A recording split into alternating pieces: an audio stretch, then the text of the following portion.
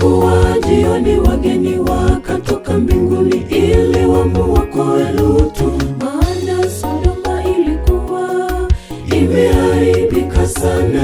Lutu na watoto wakimbia ili waweze kujiokoa.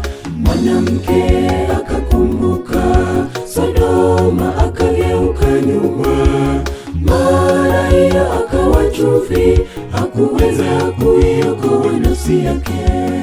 Ilikuwa jioni, wageni wakatoka mbinguni ili wamuokoe Lutu, maana Sodoma ilikuwa imeharibika sana.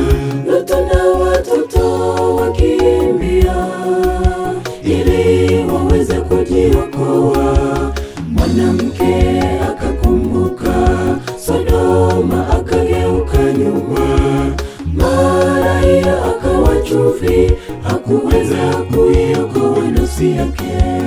Itamfaidi nini mwanadamu apate vyote vya ulimwengu, lakini apoteze nafsi yake? Itakuwa ni hasara kabisa.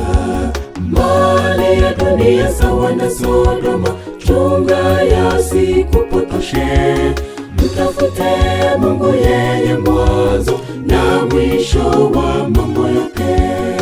Itamfaidi nini mwanadamu apate vyote vya ulimwengu, lakini apoteze nafsi yake? Itakuwa ni hasara kabisa. Mali ya dunia sawa na Sodoma, chunga yasikupotoshe. Mtafute Mungu, yeye mwanzo na mwisho wa mambo yote.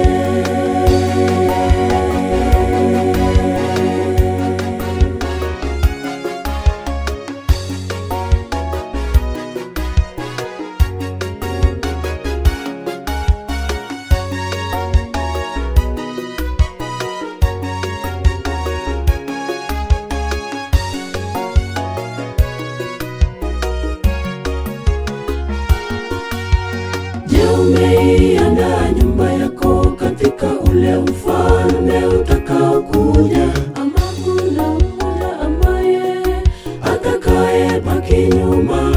Jukumuni lako waambie, ili wamrudie Muumba. Wachane na ya dunia, maana ya dunia upatili. Jenga imani yako kwa Bwana, siku ya mwisho twende naye mbinguni. Je, umeiandaa nyumba yako katika ule ufalme utakaokuja, ama kuna mmoja ambaye atakaye baki nyuma? Jukumuni lako waambie, ili wamrudie Muumba.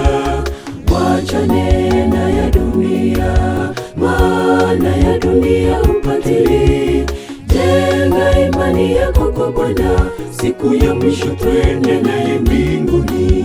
Itamfaidi nini mwanadamu apate vyote vya ulimwengu, lakini apoteze nafsi yake? Itakuwa ni hasara kabisa.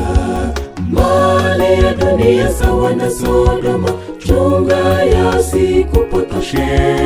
Mtafute Mungu, yeye mwanzo na mwisho wa mambo yote. Itamfaidi nini mwanadamu apate vyote vya ulimwengu, lakini apoteze nafsi yake? Itakuwa ni hasara kabisa.